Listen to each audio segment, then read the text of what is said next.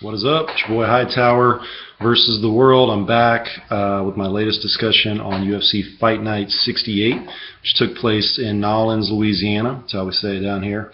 And it was an excellent card, unbelievable action, top to bottom, and one of the rare treats that we get as fans to have a card where majority of the main fights and the prelims delivered a bunch of entertainment. So just want to go through. I want to go through 3 fights on this card. I'll try to get to 4, but I'm trying to keep these under 10 minutes. So the fights I want to go over are, of course, the main event, Hendo versus Boch. The co-main event, which was Ben Rothwell versus Matt Mitrione. And then the other matches I want to discuss are Thiago Tavares versus Brian Ortega, and then Dustin Poirier versus Yancy Medeiros. So to start right at the top, which was Dan Henderson versus Tim Boch. What an amazing victory for Dan Henderson, and what a bad loss for Tim Boch. This was really Boch's chance to essentially retire a UFC legend.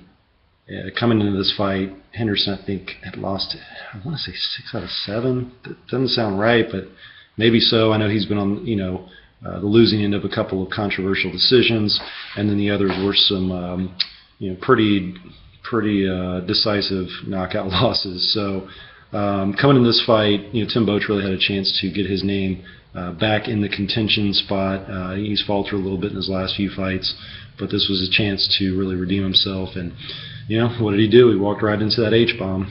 It's something that is just as much of a calling card for Dan Henderson as X-ray vision is for Superman, or repelling from buildings as Spider-Man does. Dan Henderson is known for that H-bomb, that right hand that just has got to feel like death from a Mack truck hitting you.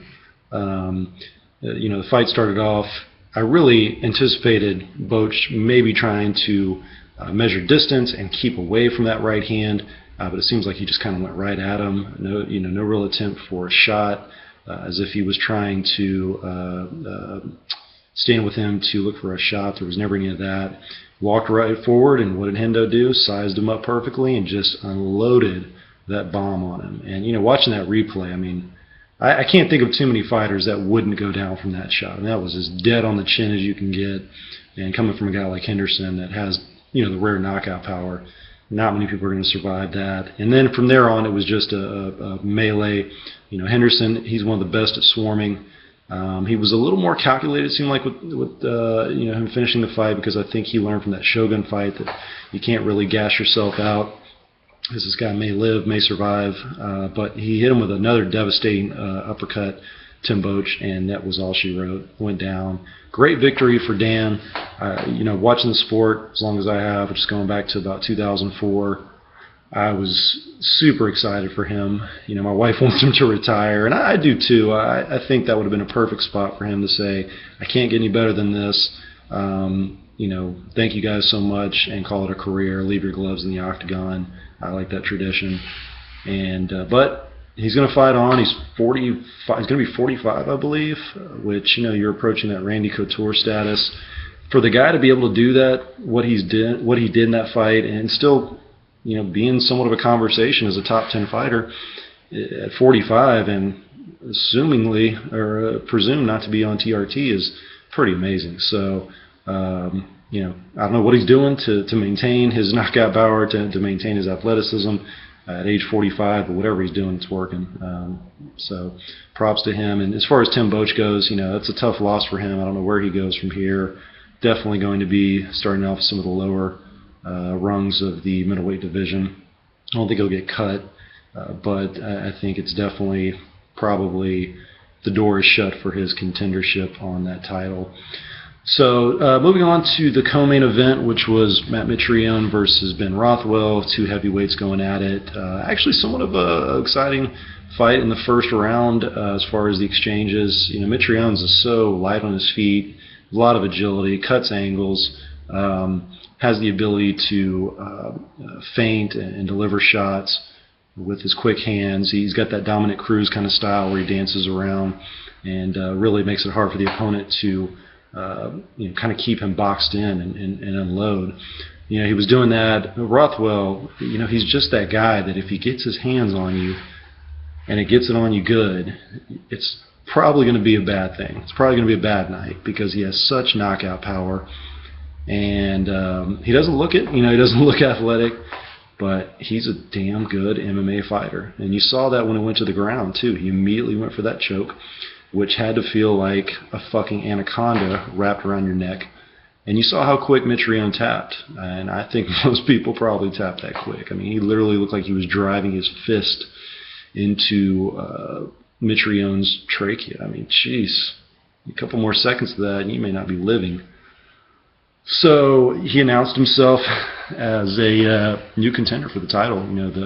The interview afterwards was interesting because it was kind of polarizing. Some people loved it. Some people were like, "What the heck's this guy doing?" I think any time a guy has somewhat of a personality, I think it's a good thing.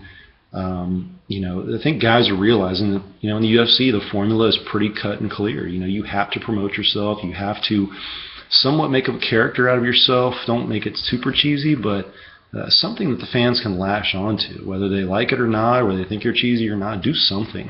And Ben Rothwell did that after, that laugh and the, I don't know if you had the speech rehearsed, a la WWE style, but it came off good. Came off really good. He announced himself as a contender, and I tell you what, it's doing more than a lot of other guys are in the UFC to promote themselves. So he's definitely a contender. I say right now, Stipe Miocic is probably the next in line, in my opinion, after Kane and Verdum, but from a promotional standpoint, I know Arlovsky's getting a lot of run just from the marketability of his name, but Ben Rothwell's right up there now. He's up there, and he might be the dark horse. That guy is tough and has brutal knockout power. So be interesting to see where he goes from here. His next matchup be very interesting to see. And as far as the last fight I want to talk about, which was Poirier versus I had two more fights I want to talk about. Time's getting a little short, so I may have to cut this quick, but I want to talk about Dustin Poirier versus Yancy Medeiros. Yancy Medeiros, I don't know, he just didn't look like he was himself from the jump. I don't know if it's a bad weight cut, injured, what happened, but Poirier, at the same time, has also just found himself at 155. There is, I believe, a validity to guys losing too much weight and taking too much out of their body. I've always remember GSP saying that he likes to be about 15 pounds around the weight that he likes to cut, or the weight that he's trying to make. He likes to hover around. And these guys that are cutting 30 pounds, it's got to, and especially 24 hours before you fight, it's got to take a toll on your body. So Poirier looks like, and he was a big kid. I remember watching some behind the scenes stuff with him, and he was showing a picture of himself when he was younger. He was a big boy, like as far as having weight on him. So I think he's more comfortable. He's coming into his own. He's hungry. He's at a great camp. And, I think I don't know if he's a title contender at 155 yet, but I think he's definitely going to be a top 10 guy and should definitely take on some of the upper echelon of the lightweight division. So great win for him. Of course, the fight of the night was the Ortega versus Tavares fight. This is what MMA is. This is it at its finest, especially from a ground fighting, grappling fight. Just unbelievable. The transitions, the knowledge, the escapes, the maneuvering. I'm not a BJJ student. I've never taken one class. All I know is from what I've watched, and it was just an unbelievable fight. Brian Ortega, a lot of people saying he's reminding them of Nick Diaz and Carlos Condit. I agree. I think he's got that. Thiago Tavares, hell of a fight.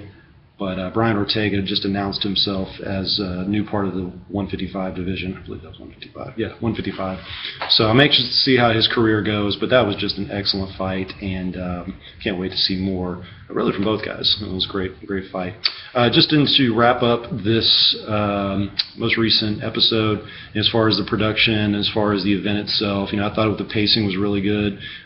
Went by very quickly, as opposed to a lot of fights where you're looking at 30 minutes in between a match and nothing but NOS commercials and BS that they're shoving down your throat. So I thought it was a really good pacing. Of course, I'm sure it helps, or maybe not help that the fights were so quick. A lot of times they'll do that. They'll have to, space it pretty far out, but it seemed like the pacing was very good, and even with the fights ending early. So overall, this was a great card. If I had to give it a grade of some sort, I'd definitely give it an A+ as far as excitement, as far as the intensity, as far as the location, the crowd, and the fighters that were involved. So great job, guys. I look forward to this coming weekend's fight, which is Cain versus Verdum. I am going to go ahead and probably be the black sheep here and pick Verdum to win. I think Cain's, man, he's been out for 2 years. Who knows if he's injured coming there or not. But Verdum is just taking it to that next level, and I think he's going to surprise Cain on the stand-up. And I think if it goes to the ground, Cain is not going to have the easy of ground and pound like he's used to. I think he's going to find himself in a really tough guard from Verdum, and I think he's going to throw some things at Cain probably hasn't seen before. So I'm going to take the upset here. I'm going to say Verdum by submission, round 2, let's just say. But other than that, it's going to be a good card. So that will do it for this week's edition of Hightower versus the World. This was Hightower versus UFC Fight Night 68, excuse me. And next week we'll look forward to the pay-per-view, and we'll discuss that. Please leave any comments at the bottom, hopefully somewhat positive. Still trying to get better at this, and please subscribe if you like. I could use any subscribers at this point, quite honestly. So thank you for your time, and we will talk to you later.